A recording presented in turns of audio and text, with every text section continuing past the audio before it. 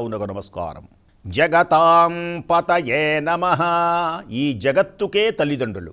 వాగర్ధావివ సంపృక్తౌ వాగర్ధ ప్రతిపత్తయే జగతః పితరౌ వందే పార్వతీ పరమేశ్వరం.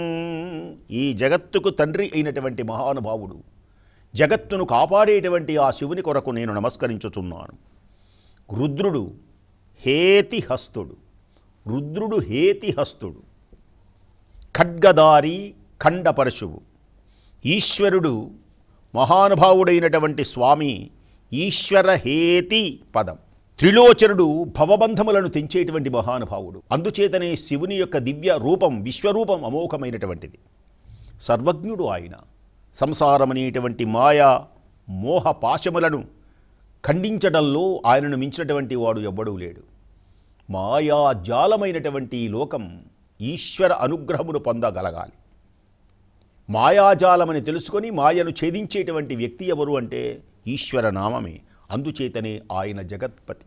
ఈశ్వర నామాన్ని పలకండి, శంకర భజన చెయ్యండి, శంకరుని యొక్క పూజ చెయ్యండి, శంకరునికి అభిషేకం చెయ్యండి, శంకర దర్శనాన్ని చెయ్యండి, శంకర నామాన్ని పలకండి.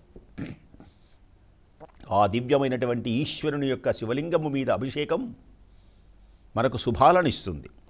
అందుచేతనే ఓం నమో రుద్రాయ, రుద్రదేవునికి నమస్కారం. ఇంకా ఎలాంటి వాడు అంటే ఆతతా వినే, రుద్రాయ తతా వినే సంధ్యనమాట. ఆతతావి అంటే పెద్ద పినాకముచే రక్షింపబడేటువంటి వాడు, పినాకముచే రక్షించేటువంటి వాడు. ఆయన చేతిలో ఉన్నటువంటి ధనస్సు పేరు పినాకము.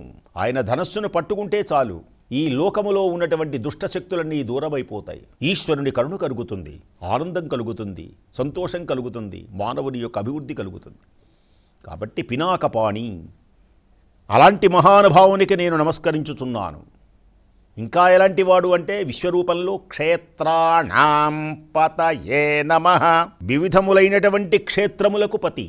ఈ భూలోకమే కాదు, భూలోక, భువర్లోక, సువర్లోక, తపోలోక, జనోలోకములో సమస్తమైనటువంటి ఏ ఏ క్షేత్రములు, ఏ ఏ ప్రదేశములనందు ఆ ప్రదేశములన్నిటికీ పతి ఆయనే.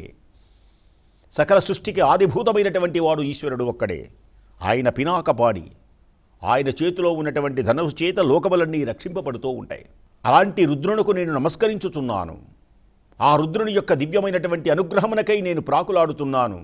హే రుద్రా, భద్రా, నన్ను అనుగ్రహించు. రుద్రదేవుడు సర్వక్షేత్ర పాలకుడై, రుద్రదేవుడు సర్వజ్ఞుడై, రుద్రదేవుడు సర్వక్షేత్రజ్ఞుడై ప్రకాశిస్తాడు. క్షేత్రాక్షేత్రములో ఎరిగి జ్ఞాన సంపదను పండించేటువంటి శంకరుడు. ఏ ఏ క్షేత్రమునందు ఏ ఏ జ్ఞానం కలుగుతుంది, అందుచేతనే పుణ్యక్షేత్రములు సందర్శించారు.